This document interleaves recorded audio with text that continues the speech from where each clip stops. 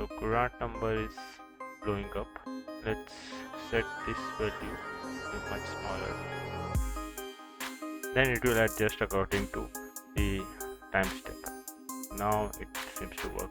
You can see, even though we have set this to be small, but right now it's very small. Probably, yeah, it has become very small. Let's see what is going. Some problem with the pressure, I guess. So in PRGH, instead of 0 gradient, this is the boundary condition which is recommended. We'll use that. So that's here and here. Let's try with this. Still have some problem.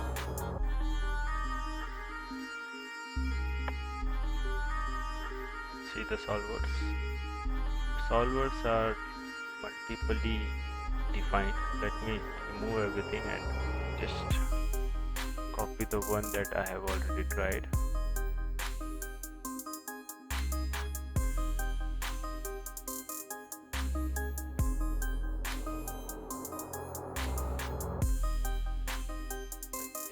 After rerunning this is working. Let's wait for 2 seconds to complete. It completed 2 seconds.